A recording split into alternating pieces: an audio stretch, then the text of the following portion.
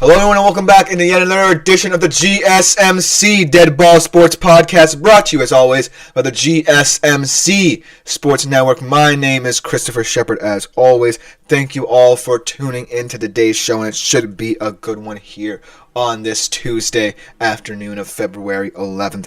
We'll be starting off by talking about my own personal QB big board. Not necessarily the guys we expect to go that highly. We are going to talk about Cam Ward a little bit, but some of the guys potentially going in later rounds who might potentially see their stock either rise or plummet as we continue with these combine workouts, we continue with these bowls, continue with such and such. So it should be an interesting segment. Then we can talk about the potential Cooper Kupp landing spots. Myles Garrett, not the only high-profile star on the trade market right now. A lot of interesting places he could end up. Then we'll be previewing tonight's Knicks-Pacers showdown. Very different tenor to it than the playoff series last year.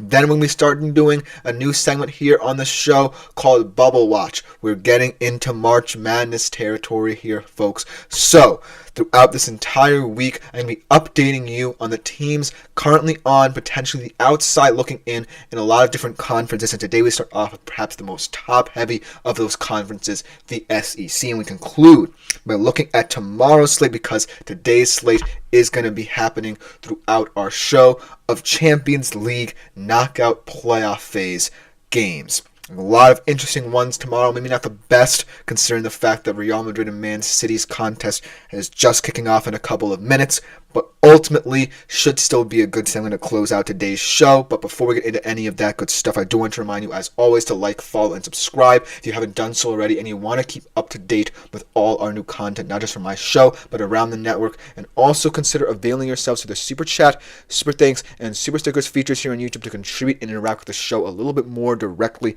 As always, the best way to get your opinions, feedback, and input out there, as always, just makes our shows that much better. But without further ado, let's jump right into our first segment, our own personal QB big board here at the show, and it should be a good one. Like I said, we're going to be talking about a guy like Cam Ward, what his draft stock is going to be looking like over the next couple of months, but ultimately two other guys who I'm really interested to see in terms of their draft stock over the coming months before the draft, because they really are intriguing. And considering the fact that the landscape of this QB class is not necessarily groundbreaking, I do feel like the guys we'll be talking about outside of Cam Ward have a better chance of getting picked a little bit earlier than one would expect, because of this very thin QB market in this year's draft. So without further ado, let's start talking about them. First, though, we do have to talk about Mr. Cam Ward, because he is considered QB1 or QB2 if you think Shedeur Sanders is better in this year's draft class. But I'm not necessarily certain both the Titans and Browns are the top picks in the draft and are potentially teams looking to be in the quarterback market are content on picking him or someone like an Abdul Carter or Travis Hunter to improve their team. So let's talk about Cam Ward, because he's going to be an interesting prospect. A lot of people still view him as potentially being the number one overall pick.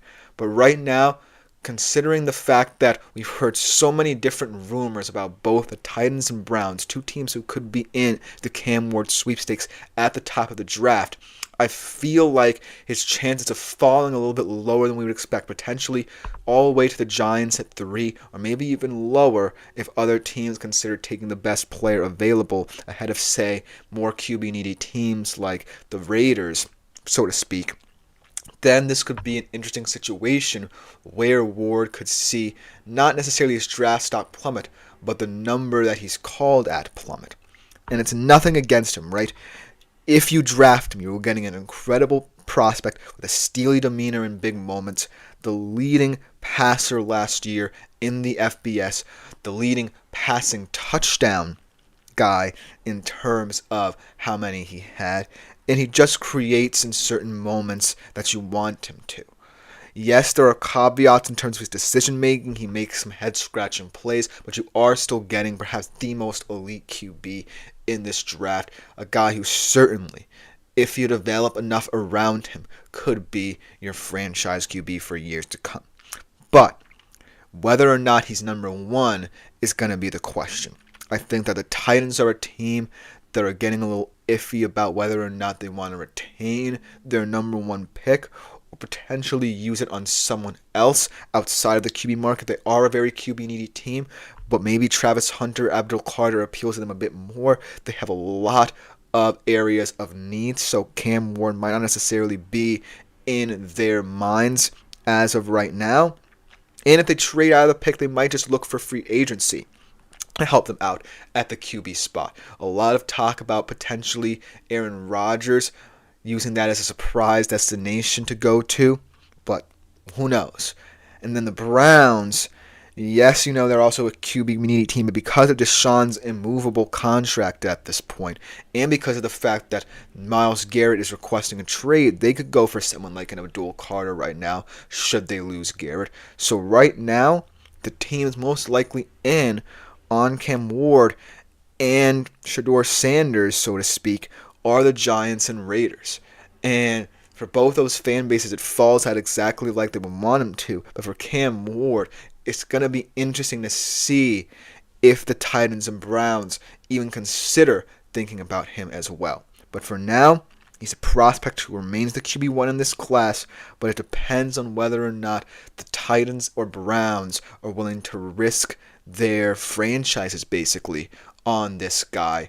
Probably in a different class who wouldn't necessarily be in this conversation right now. Now let's talk about another guy, potentially quickly becoming the QB3, rising up a lot of people's draft board, potentially into the first round, where a team like, say, a Pittsburgh takes a risk on him. How about Jackson Dart? And speaking of how he rose the ranks to potentially become the QB3 in this year's draft is through the Senior Bowl. Really impressed a lot of people with his arm strength and verticality at the Senior Bowl.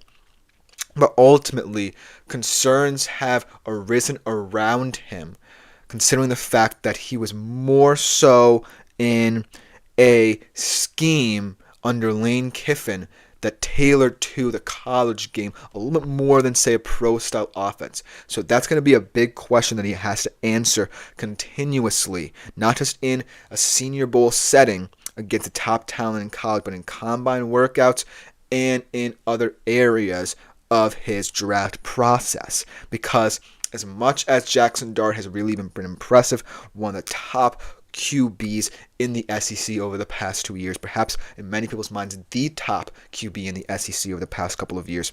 And we know he has the arm strength. We know he has the accuracy to all different levels of the field. It's going to come down to how he begins to process the jump from college to the NFL. It's going to intrigue a lot of teams if he gets that part of the process right. But for now, he remains a bit of a question mark in terms of his draft stock, to me, at the very least, because a lot of people see him rising up the rankings. But to me, I still feel he's a little bit of an unknown entity until we start to see how evaluators and scouts view him in the draft process. So for now, I'm putting a question mark next to his QB3 status, and I want to see more out of his workouts, his interviews over the next couple of months to assure that he deserves to be in the QB3 conversation behind Ward and Sanders, potentially a late day one pick. But for now, I really think that Jackson Dart has set a platform for himself that he wants to cross over. And if he crosses over that platform, that threshold, he could potentially be a sneaky option for some teams looking towards the bottom of round one. And it could lead to a shock pickup from a team like, say, Pittsburgh or even Seattle, or maybe even a surprise team as well, down low in these rankings for, actually not the rankings, but the round.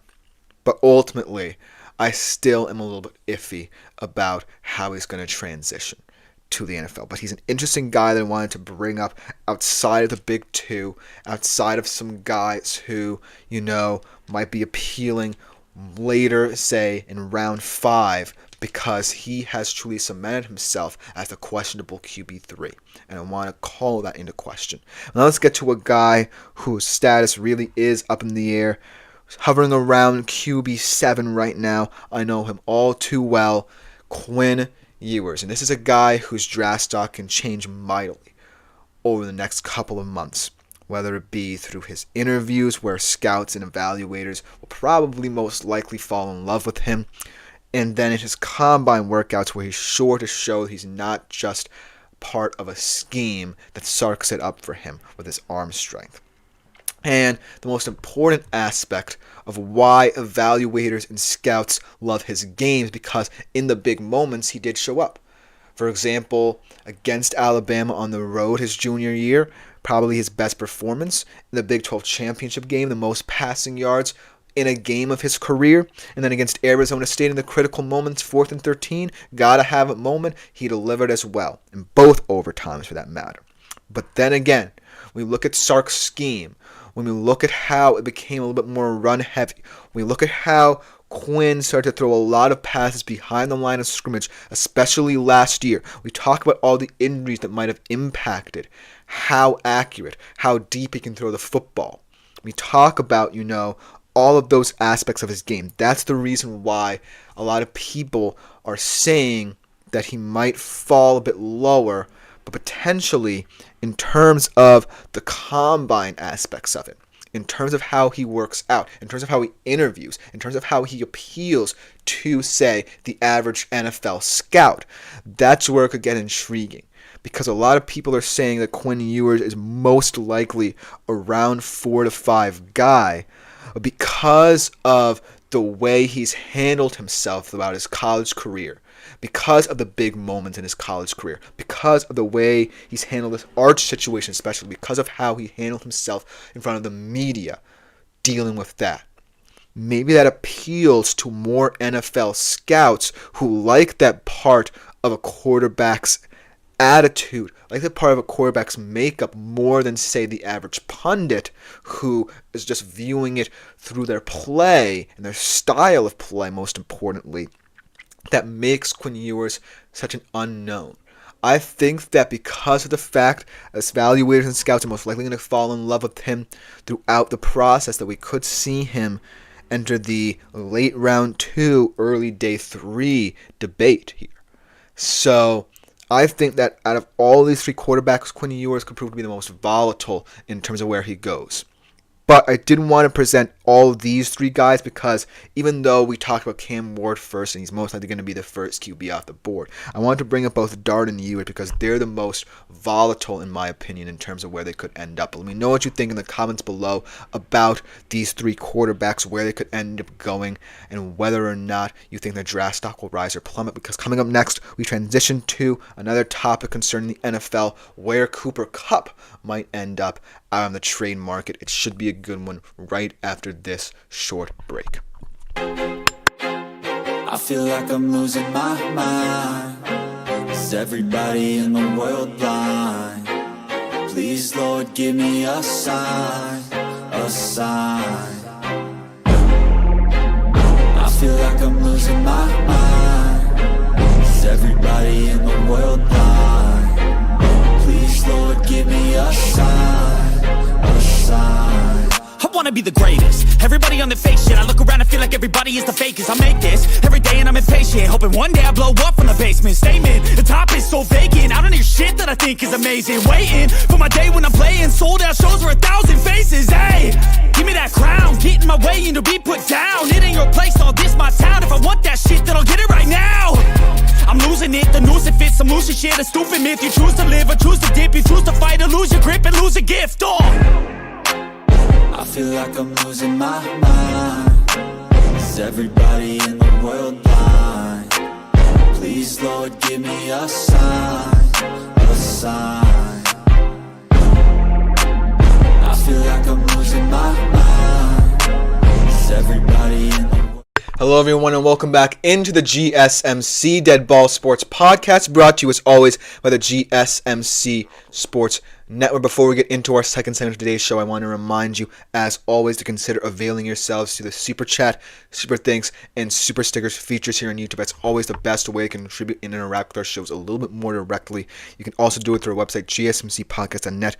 You don't also have to leave your opinions, feedback, input as well. Tips and donations are also genuinely appreciated for all those concerned around the network, and it just makes our shows that much better when you, our faithful audience, are interacting with them. So without further ado, let's jump right into our second segment, continuing with this football narrative. Where could Cooper Kupp end up? Obviously, recently just informed that he was on the trade market by the Los Angeles Rams, and I know that a lot of teams, even though Cooper Kupp is one of those guys who's more of a possession-based receiver, getting up there in age, and that might have been the reason why the Los Angeles Rams were looking to ship him off, that could be desperate enough to want his services, and also consider themselves more of a contender should they acquire him. But I do think that when you think about a guy like Cooper Kupp, you had to think about a team that really buys into the philosophies that Cooper Kupp exudes. He's going to be a guy who's not going to be the flashiest superstar wide receiver you could get out on the market. He's going to be a guy that just moves the chain steadily. And if you're an offense that likes that and preaches that, then maybe he's the guy for you. But if you are an ambitious offense and you want to be a little bit more pass heavy, then maybe you don't necessarily think about Cooper Kupp. And these four teams fall all along that kind of median here. They're either on one side or the other side, or they kind of are in the middle, or on the fence about potentially going out and picking him up. But I do think that any of these four teams will be positively impacted by the addition of a receiver like Kupp. So without further ado, let's jump right into them. Starting off with one of the more intriguing options for Cooper Kupp, and a team that I do think could see themselves, if they acquire him, as a more pass-happy offense. How about the Dallas Cowboys? Brandon Cooks is a free agent, and CeeDee Lamb is someone who can't necessarily continuously carry this team on his own, and I know that there was an opportunity for the Dallas Cowboys to see more receivers after both him and Prescott went down, and guys like Jalen Tolbert looked exciting, but I do think that this would be an interesting piece to acquire, because while CeeDee Lamb is the flashier option, Cooper Kupp balances him out perfectly and gives Dak Prescott a more layered approach in the pocket, where one target is right at the sticks, exploiting the softness and say more zone looks, whereas CeeDee Lamb is more willing to take on someone in man-to-man coverage and beat them with his speed. And it will be allowed to as a result should they acquire a guy like Cooper Kupp. So the Cowboys are one of those teams where I find myself in the middle, on the fence with them, because they don't necessarily completely need Cooper Kupp, and I think with Brian Schottenheimer he can go either way. Very volatile at the OC spot over the years, and now he's the head coach. I really don't know how the tenor of this offense is going to look, but I do think that he will be, at the end of the day, an intriguing enough signing to add some diversity to this team if they choose to acquire his services. So I can't necessarily say that the Cowboys will be a terrible place for Cooper Kupp to end up, but I don't necessarily think it will be the best place considering this transition in offensive philosophies from, say, McCarthy to Schottenheimer, if you know what I'm saying. So while the Cowboys are definitely a team that could be in the sweepstakes, I just think that the way they're moving right now, we could see them come a little bit more run heavy, or they could decide to rely on the pass game a little more, and they might be a little bit more aggressive than others in trying to get Kupp for that very reason. So, who knows?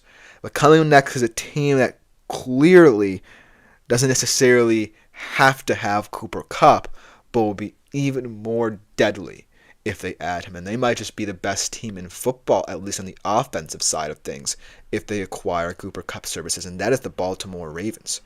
I think that the Baltimore Ravens might just be one of the best teams in on Cooper Kupp, one of the best teams that people heard rumors about, because of the fact that if you add a guy like Cooper Kupp, it allows Zay Flowers and Rashad Bateman to continue to grow. It opens up things even for guys like Andrews and Likely in the middle of the field. And Cooper Kupp, at his age, doesn't necessarily have to be the number one option. Because that was the thing with the Rams. it was always a challenge between him and Nakua to see who would emerge as the number one receiver. And now that it's clear that Sean McVay and this organization see Nakua as the number one option, chances are teams won't necessarily view him that way either. So the Ravens could be a team that are really intriguing because they don't need Cooper Kupp to be that guy for them all the time. And he can slot in next to Flowers and Bateman, who can exploit man-to-man coverage downfield, and he can be more of a possession-based receiver that could alleviate pressure on not just Lamar, but this offensive line that has a lot of questions about it heading into the offseason. So I do think that while the Ravens would, in many people's minds, become unfair if this happened, I really like the fit here. Because if this is not just the Ram decision and it's Cooper Kupp's, then I feel like this would be where he ends his career too, right? Because he's at the twilight of it and he really might not get top of the market money from a lot of these teams. So he has to take what he gets, and the Ravens could offer him a nice enough deal to where he's not necessarily paid like a wide receiver one anymore, but he can be ingrained into this team from the get-go as someone who could still contribute in the passing game. And the Ravens will love it because not only does this really make their passing game deadly, but also make this running game deadly as well. Because Kupp opens up a lot of things in the run game, especially in second and third and short situations, to where you can call a lot more diverse plays than you would without a guy like Kupp. So that's why I really think the Ravens situation will become even better with Kupp in it. But let's talk about a team that certainly is a little bit more of a long shot, but I still think that if Cooper Kupp is added to its ranks, could really make this one of the more creative offenses in the NFL. The Denver Broncos. And we know that Sean Payton would rather a joker type of player where he has a running back or tight end who is a little bit more versatile in both the run game and the receiving game respectively than, say, your typical possession-based receiver. But I do think that we saw out of the Denver's Broncos offense as Bo Nix improved throughout the season, as he started to trust Sean Payton a little bit more, was a lot of plays in the short to intermediate areas of the field that were on timing-based routes. I feel like if they want to continue that narrative, at least in the quote-unquote downfield passing game, then Cooper Kupp is the best security blanket for a guy like Bo Nix. And I really feel that if Denver continues to be aggressive in building up their homegrown talent and relying on talent through the draft, then this pick might not make any sense. But ultimately, I do think that if you want to continuously attack the middle of the field with Bo Nix, you're going to want a couple more receivers who fit that mold, and Kupp is the perfect one. He's not going to be the youngest player in this offense by any long shot, but it certainly opens up a lot of avenues as to what Sean Payton can call for Bo Nix in his second year of his career. And you want to see improvement from a guy like Bo Nix, right? If you're Sean Payton and company, because if he stagnates, that shows that maybe investment in him proves unwise down the stretch for you. So you want to make sure that he has players who are not just youthful and are buying into the Sean Payton narrative, but players who have the experience and can help him out and help him grow and mature continuously in the league. And Cooper Kupp could be that for him. So while I do think that there's something to the Broncos building through their homegrown talent and relying on their depth in terms of their youth, I do think the addition of Kupp would really help this team experience-wise, especially a guy like Cooper Kupp, who's still growing into the league. And the fact that they made the playoffs a little bit ahead of schedule makes this a lot more of an appealing destination to Cooper Kupp.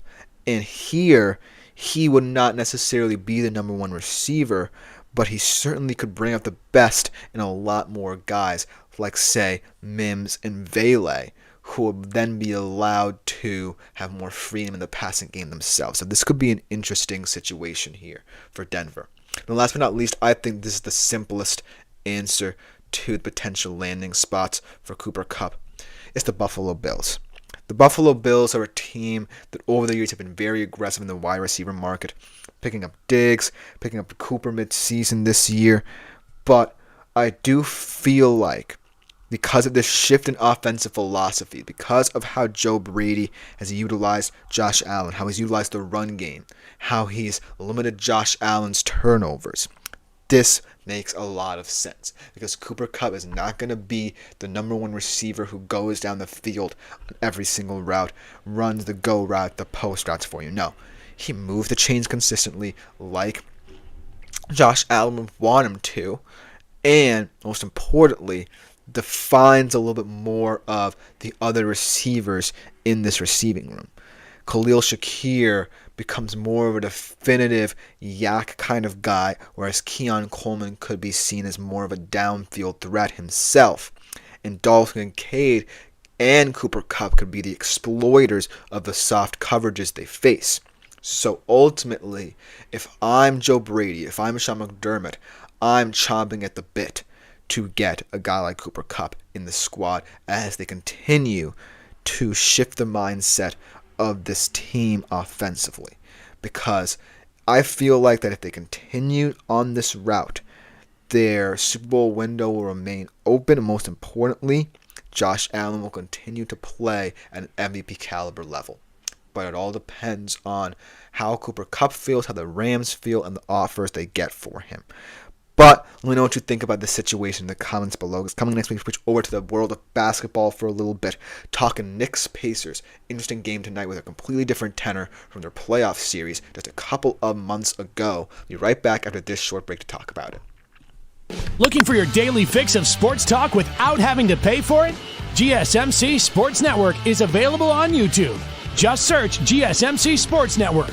Get your fix of daily sports talk shows on YouTube, absolutely free.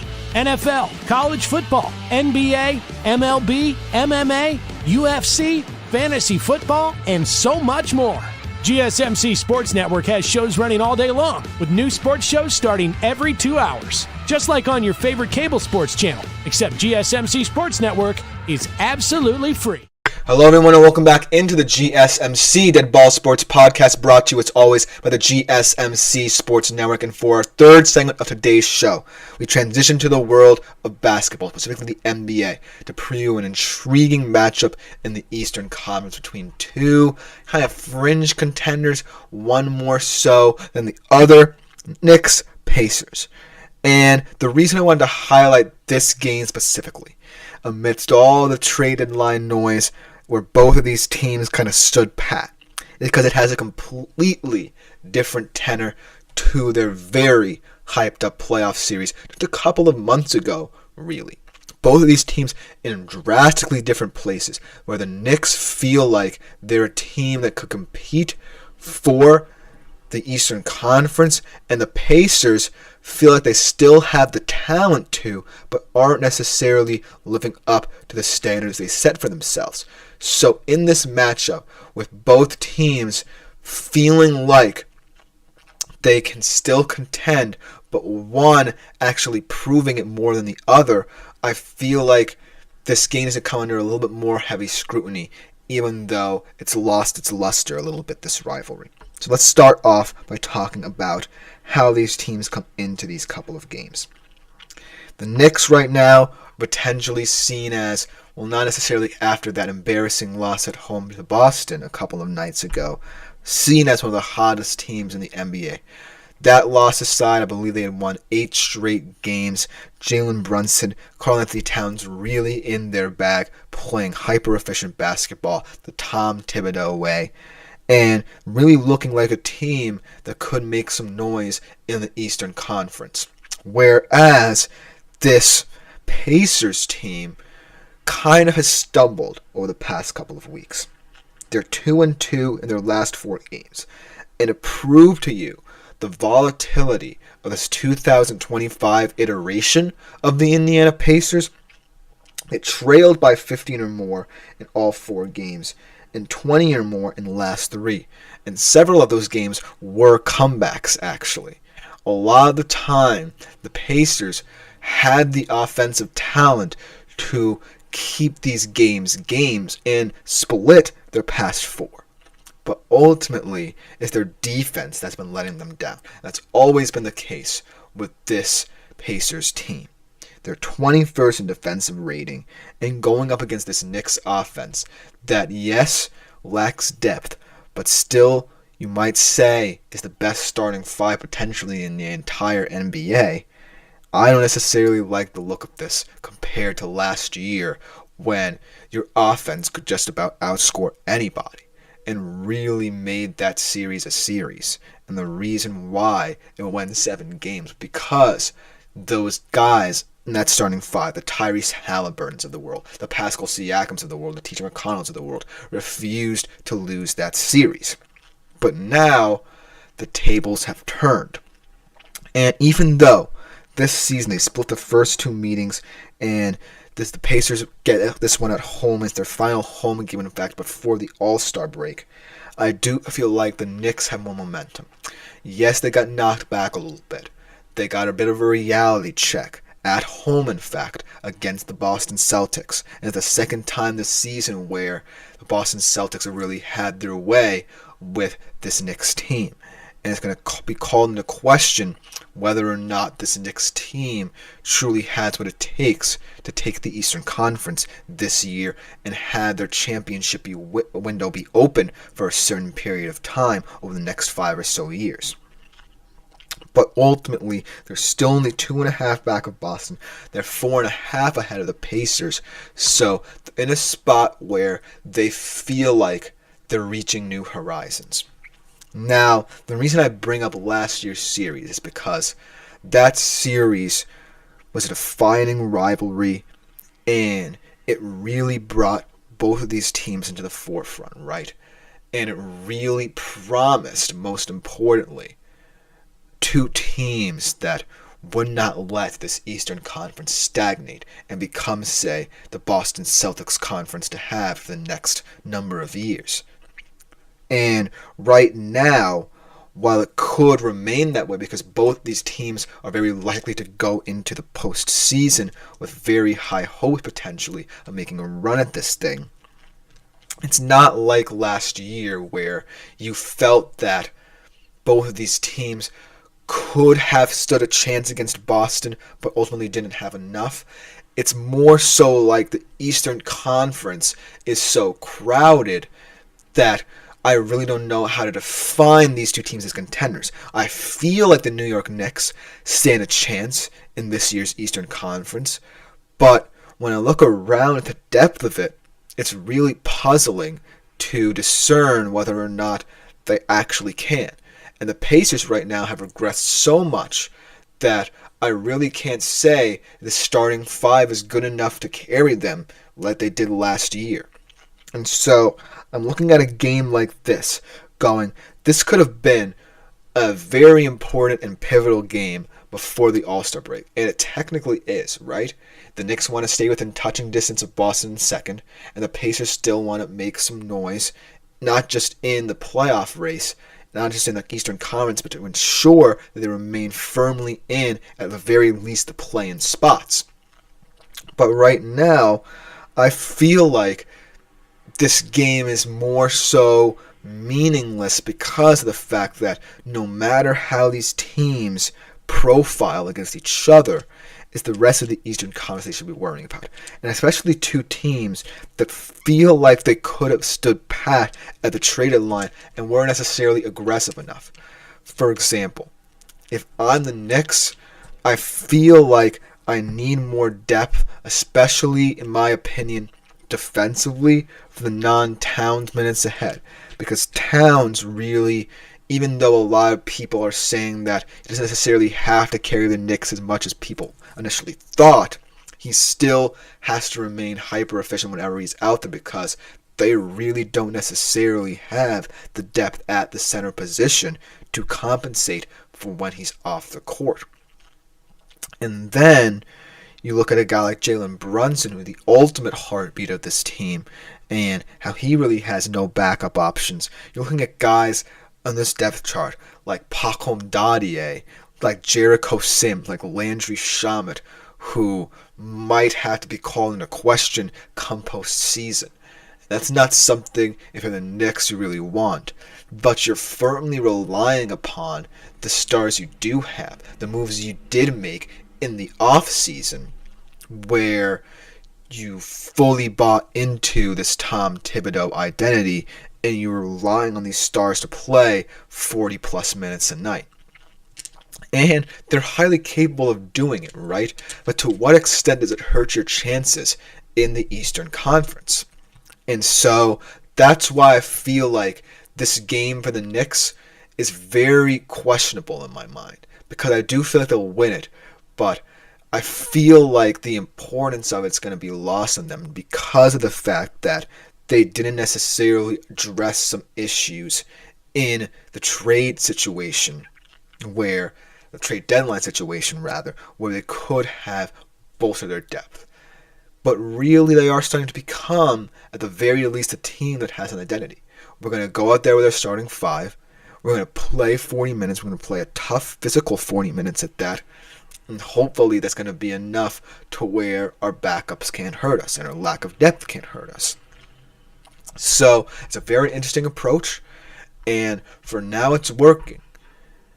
But against teams in the Eastern Conference that really can shock you, I don't know how this Knicks team holds up. And then when I look at the Pacers, this team really is a fringe contender now, and they could be on the outside looking in at contender status come postseason time. Not saying that they're not going to make the postseason. They'll at least make the play-in, in my opinion. But for now, they're constantly, in my mind, a team that is plummeting down the tier list. And we'll talk about the tiers of contention next week in the NBA.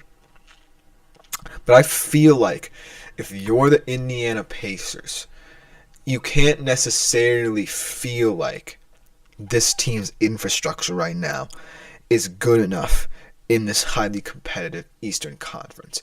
They're a team that I feel is slightly similar to the Knicks' philosophies and have skewed them a little as of late, but they're not pulling it off as effectively as, say, the Knicks are. I do feel like this is a team, right, where they can get rolling at any time, but Tyrese Halliburton has regressed. Pascal Siakam has too much pressure on him to deliver when Tyrese Halliburton is not effective. And guys like Nembhard and McConnell have clearly declined in their efficiency for this team. And I feel like, a lot of Pacers fans might be saying, well, this team is made for the playoffs, and it's the reason why they profiled so well last year. I don't necessarily see it this year, because this team is not like last year's team where they at least played decently enough defensively to where the offense could outscore the opposition. It's more so now hope that you don't get 130 put up on you and you don't score that much. It's more of playing catch up to where this Pacers team before did just enough offensively to win games to now where they're having to play catch up and as a result splitting more games they should be winning. So when these two teams face off against each other tonight, it's going to have a much different meaning, and it's not necessarily, in my opinion, going to be as important to their playoff hopes or tell us anything new about these teams. But what I will be looking for in tonight's matchup is which of these teams' philosophies is more likely to stick and most likely to actually mean something in the next 3 to 5 years. Because both of these teams have the blueprint set out for them.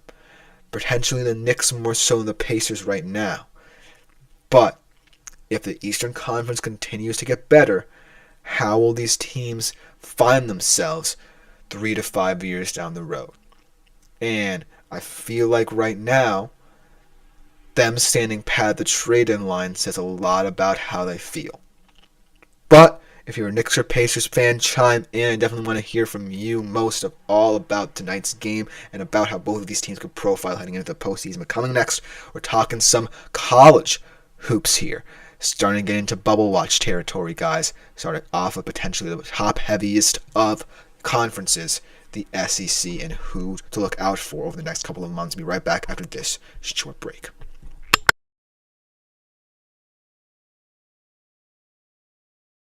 For the best and latest podcasts available anywhere, go to the podcast app on your cell phone and type in GSMC to access free content-rich podcasts on health and wellness, book reviews, sports, entertainment, relationships, social media, movies, technology, finance, and even weird news. Subscribe and download the GSMC Podcast Network's family of shows. Available everywhere. Hello everyone and welcome back into the GSMC Dead Ball Sports Podcast, brought to you as always by the GSMC Sports Network. And today we're going to be starting a series of sorts because March Madness is nearing ever closer. Throughout the week, we're going to be looking at different conferences and the teams to watch in terms of whether or not they're on the bubble. And we start off perhaps the most loaded conference in all of college basketball, the SEC. Who would have thought that the SEC would not just excel in college football, but college basketball as well? But that is how things stand right now. And when we look at the SEC, we look at it in terms of depth because a lot of these teams you would already say are locks. They're already in the AP polls consistently. There are a lot of teams right now just rounding into form at the right time. A lot of players impressing as well. And you feel that there are a lot of locks. There are still some teams on the periphery, potentially with work to do, or teams that should be in, considering how the last couple of weeks could pan out for them in the conference tournament as well. Without further ado, let's jump right into it. Bear with me in advance if I get some things about these teams wrong, get their schedules potentially wrong, but we learn together, right? We learn as all this different news is coming out about who should be in, who should be out, right? Without further ado, let's jump right into it. Starting off, of course, with the locks. Now, like I said, this is a very top-heavy conference. You have the Auburns and Alabamas of the world facing off against each other in a couple nights' time. First ever time that I believe an AP number 1 and number 2 faced off against each other and they were in the same conference. Then you have teams like the Florida Gators, the Tennessee Volunteers, building around certain players. For Tennessee, Chaz Lanier, is he the new Dalton Knecht? For Florida, the inside-outside duo of Walter Clayton Jr. and Alex Connon, who's really been impressive over these past couple of games. Then you finally have the Texas A&M Aggies not worrying about having to be a bubble team anymore, not worrying about having to potentially win or look good in their conference tournament anymore, and under the leadership of Buzz Williams, finally having this crop of guys like Wade Taylor IV, like Manny Obaseki, finally break through and confirm their March Madness status before the conference tournament. And a team in Kentucky I really like, have a very impressive win over Duke. Yes, there was not the same Duke team as a couple of months ago, but still a very impressive win on their resume. Otega Owe, Jackson Robinson, Andrew Carr, the nucleus of this team. I really like how competitive they could be. I consider them a team that could potentially make it all the way to the Final Four themselves. But now let's talk about the teams that currently are on the periphery. The teams that should be in, the teams with work to do, and teams that are on the outside looking in. And I think the teams that should be in right now are the teams that right now most likely could be locks, but just have a couple questions to be asked about them. And the one that I want to highlight right now is the Texas Longhorns. And this Texas Longhorns team hasn't necessarily looked good as the calendar is flipped to 2025. They've lost 7 of 11 games, and they've lost to teams also in bubble watch, at least for the SEC Conference. Ole Miss we're talking about, Arkansas, Vanderbilt we're going to talk about a little bit later in this segment as well. And this is a team that, like we've seen, can find themselves firmly in lock territory, but have slipped up a little bit. They're still at 91%, but some forecasts have them now in the mid-80s as well. And looking at their strength of record, it's definitely not one of the best in the conference. They have a strength of record barely in the top 50, and it's only going to get tougher starting tonight at 9 p.m. against Alabama, the number 2 team in the land. And my big question about them is, since their star is a freshman guard and Trey Johnson, can the transfer they brought in, like Caden Shedrick, the Virginia transfer, or Arthur Kaluma, the Creighton transfer, build around him and help him in terms of how they play against these top teams? Because you can't always rely on a guy like Trey Johnson, let alone a freshman, to lead you, unless you're, say, the Duke Blue Devils or something like that. So that's what I'm looking for here at Texas, because I firmly believe that they'll have a good seed in March Madness, but I want to see how they play and coalesce around their star Trey Johnson in the big game starting tonight against Bama. Then we take a look at an Ole Miss team that is steadily winning enough games to stay in the 80 to 90% range in terms of being locks. But I do want to see more impressive wins out of them. Their schedule does ease up a little bit over the next couple of weeks, but then they have Vanderbilt and Auburn in very pivotal games toward the end of the month. They're staying right on the periphery. This is a very balanced team led by star guard Sean Padula, a very experienced team. A lot of seniors on this roster, as we'll find throughout our look into the SEC's depths. But ultimately, because of the fact that they're number 18 in SOR and number 21 in net ratings, this is a team that's not necessarily too worried. And they have room for error a little bit. But I do want to see them against teams that are also on the outside looking in this conference, but also the big boys who are already locks. Ole Miss to truly step up. They're doing their job thus far, but I do feel like I want to see a little bit more about them when it matters, especially as we near March and Selection Sunday. Now let's get into the back end of the SEC. Teams with a little bit more work to do. Now we're talking about teams that could range from little less than 25% all the way up to 69%.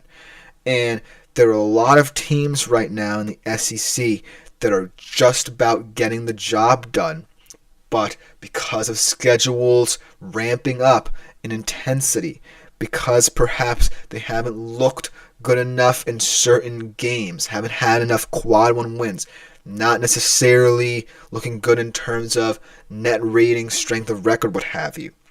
That's where the concern lies. So let's talk first about another very balanced, experienced team, not necessarily a team led by one superstar, in the Missouri Tigers. And I feel like this is a team that has a very strong record. This is a team capable of beating anybody, although they did lose to 2 top 25 teams, both within the SEC in the past couple of weeks against Tennessee and Texas A&M. Not the worst losses of all time, and their schedule does line up a little bit before, in a couple of weeks, a meeting between themselves and Alabama, still in the AP top 25 as of right now. But I do feel like, because of the fact that they have a couple of these big losses to top 25 teams, even though they were competitive in them, they might see their forecast slip right now. They're currently at 59%. They still rank top 20 in terms of strength of record. They have a above 500 record against top 100 opponents. Always a good indicator of how they could perform in March Madness. But BPI and other ratings do not necessarily have them as high. They're a team that are now at the back half of the AP Top 25, and if they don't consistently perform against all these top-heavy teams in the SEC, chances are you could see that number plummet a little bit, maybe below 50 over the next couple of weeks in terms of the chances for them to make the NCAA tournament. And then you have teams like Georgia and Oklahoma. The Sooners are on pace for an immaculate season for them. And I feel like in terms of ratings as well. They're a team to look out for as well. Then a team like Georgia, another ratings-based team, they're top 40 in strength of record. But how do all these different ratings groups view them? But the teams I definitely want to talk about on the back end are the teams like Arkansas and Vanderbilt. Arkansas, with a 40% chance, have one of the top players in the country, top freshman in the country in Boogie Flan.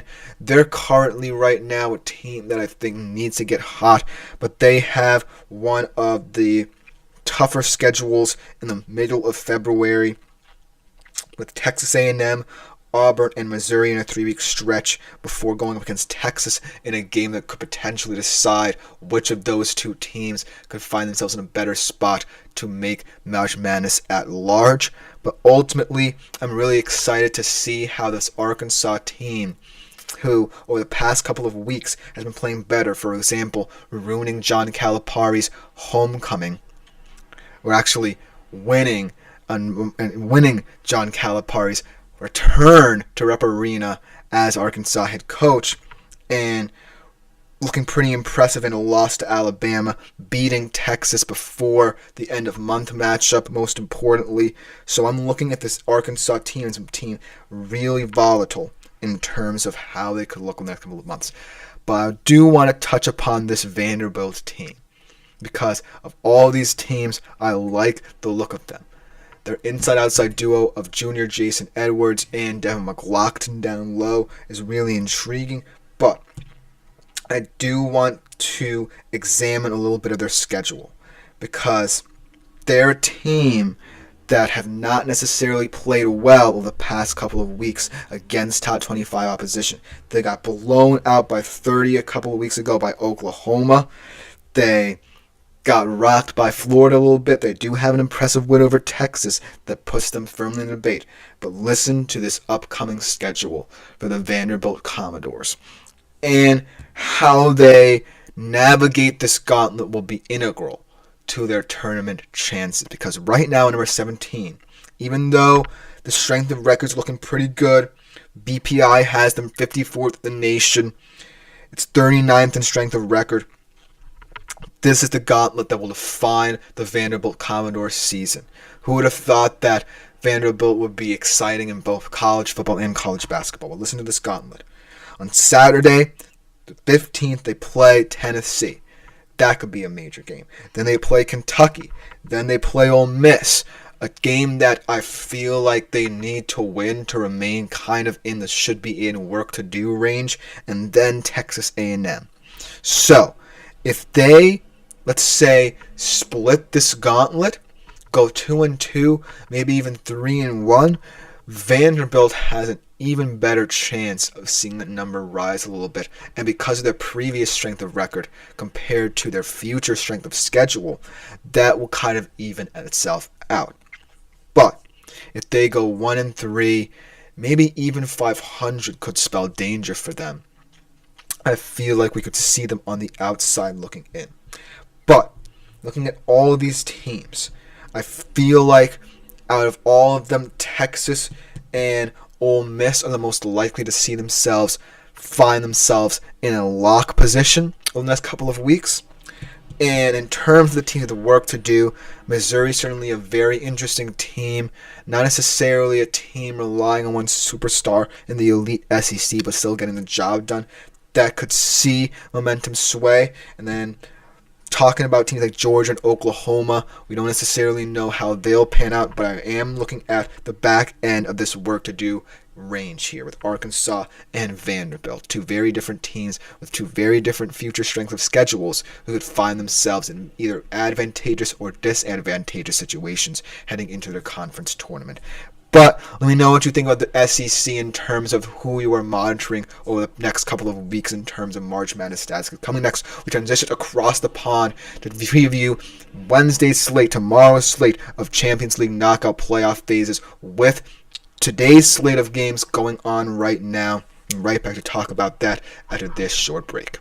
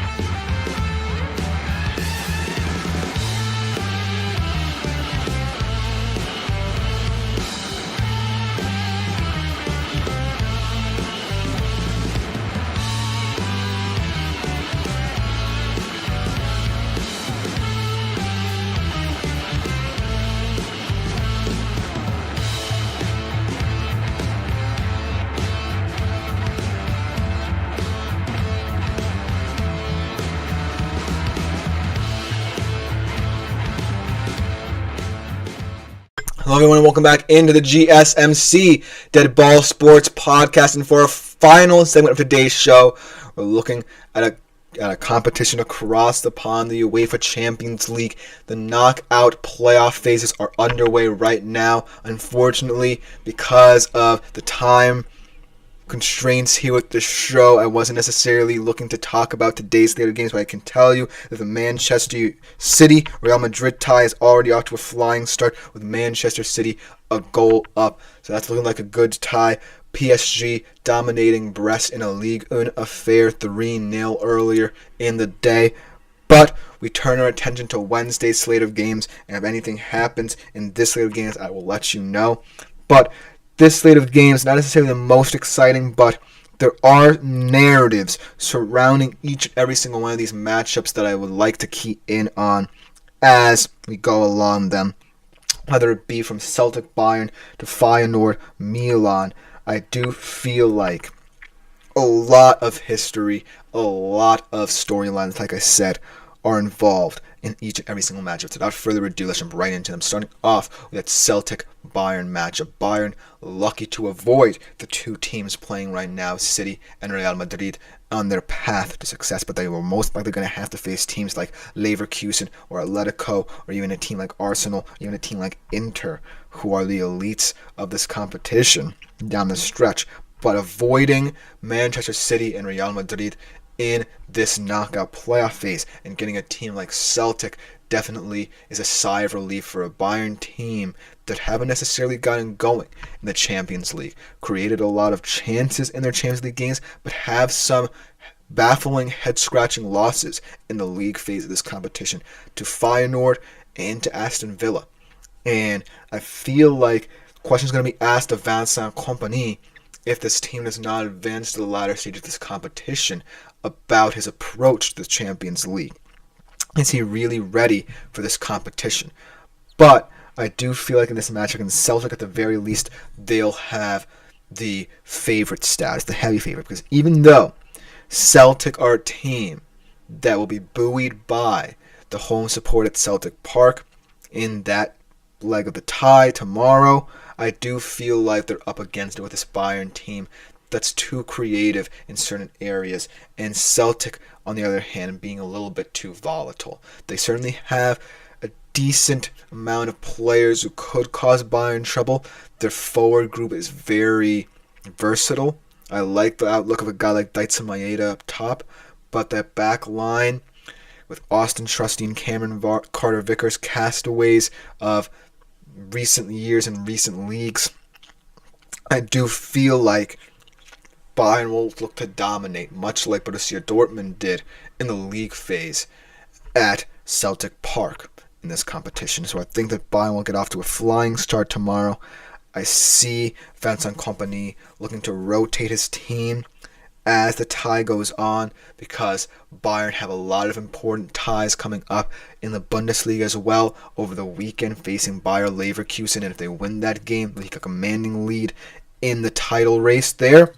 But I still think that Bayern at least wants to prove that they are true contenders in this competition, even if it's against a team like Celtic, because you don't necessarily want to look too bad in this tie. Then I look at a tie like Club Brugge Atalanta, where both of these teams could very well be considered the dark horses of this competition. And I look at how other teams around them profile, and I'm saying that the winner of this tie has a very good chance of being the dark horse of the competition. And I feel like Club Brugge is being underrated here. They could have been the team to knock out City on the final day of the league phase, and they were looking very likely to do so 1-1 at halftime, but obviously fortune turned to City's side, and they could not hold on. And then you look at Atalanta with a lot of impressive wins in the competition thus far, including a very impressive one against Atalanta, I believe, on match day 4 of the competition. I just think that when you look at how both of these teams profile, Atalanta just has the players, the shape, the manager, the tactical ability to overwhelm this Club Brugge side, even though Club Brugge should not sell themselves short in this tie. They clearly got here on merit. And being competitive enough in the league phase to advance. But when I look at Atalanta, this just spells dark horse all over it. Whether it be from Retegui, the creativity of Charles de Ketelara, or look at Ademola Lookman coming into this side, I just look at the profligacy and talent of this Atalanta team and say, this has all the makings of a dark horse. And Club Brugge can certainly make this an interesting tie. They certainly have their fair share of interesting players and guys like Hans van Aken and Onyedika. Excuse me. But when I think of Atalanta and the way they've looked in the league phase as well, and the path that they're going to be on should they advance, I'm thinking more highly of Atalanta in this tie rather than Club Brugge. Even though Club Brugge has proven they can hold their own in a league phase like this. And in future years, maybe it will be Club Brugge's year if they get a lucky draw and if they continue to prove that they have staying power in the competition as it transitions to this new league phase look, because they'll get more opportunities, and who knows, maybe the tie will come out in their favor. But I do feel like right now I'm leaning a little bit more towards Atalanta in this matchup to take over tomorrow in the first leg. Now let's talk about an interesting matchup here. Experience versus youth comes into play in this one. Monaco, the kind of surprise team in Ligue 1, going up against one of the most experienced teams in terms of the players on their squad, but also maybe in this competition in Benfica, one of Portugal's elite premier teams. Now, we talk about Monaco, we talk about the youth in this squad, how this team has relied on youngsters to really get them, and I'm going to look up a couple of these names because I do often forget about them. But you're looking at players who are younger than 25, really, leading this team. You have guys like Magnus Akliush stepping up. You have Folarin Balogun. Actually, this is a very deep team with a lot of talent, but they still rely on guys like Akliush, Ben Seguir, George Lenakena to step in and really help them out.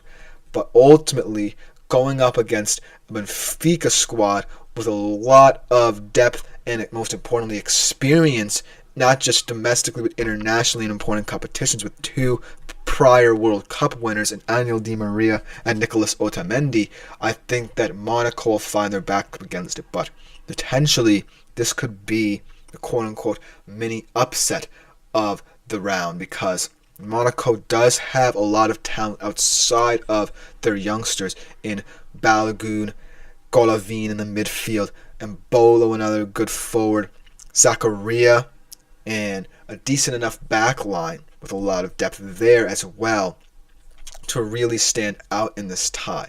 But it's going to come down to how both of these teams lean into their philosophies. Will Monaco need to rely upon their youngsters? Will Benfica trust their experience to get them through this tie? So that's why I think that this one is as much of an up-in-the-air affair as any other tie in the knockout playoff phases.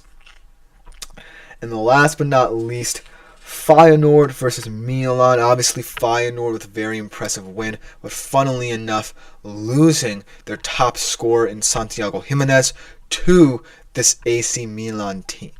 Now, this AC Milan squad is not necessarily the best in Serie A or in this competition by any stretch of the imagination.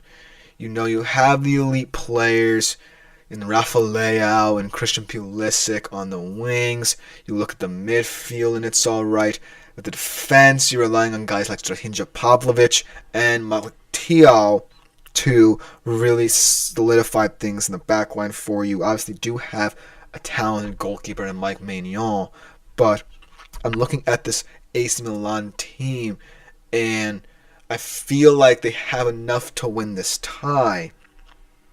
And certainly with Santiago Jimenez now, the poaching of the striker to look forward to, I just feel like Feyenoord are more than the sum of their parts. Yes, they're going to be without their top scorer. He's going to be on the AC Milan touchline rather than their own. But Feyenoord is a team that I just can't get over in terms of how they've managed to overachieve. And they don't necessarily have a lot of top stars, but they do have an elite goalkeeper in Dustin Bijlow. I do like their defense. They still have Igor Paixão, Gernot Trauner, but ultimately it's just going to come down to if this team can overcome the loss of a player as talented as Santiago Jimenez was. Because AC Milan, even though they look much weaker than any other team from Italy in this competition, they still can look good in certain moments. And that's why in this specific tie, I'm really looking forward to seeing how Feyenoord attacks. But ultimately, not necessarily the most exciting of the two groupings of the Tuesday and Wednesday games, if you know what I'm saying, because you have Man City, Real Madrid, and currently Man City is 1-0 up in that game, and who knows what the future will hold for both of these teams in the second leg, because both of these teams really want to be looking to make deep runs in this competition. And then you have Juventus PSV, very underrated tie. Juventus currently 1-0 up there, where PSV is also another young team, a team that's proven to be more than the sum of its parts in this competition, that really has impressed in the latter stages of the league phase, going up against a Juventus team that's starting to round into form a little bit, but will have questions asked of it as it gets deeper into this competition. And Sporting Borussia Dortmund, pretty even tie there, although a lot of questions between both those two teams. But ultimately, let me know what you think about the Champions League this season in this knockout playoffs tie. But ultimately, this will do it for today's show. This has been the GSMC Dead Ball Sports Podcast, brought to you as always by the GSMC Sports Network. I've been your host, Christopher Shepard. You know what to do: like, follow, subscribe.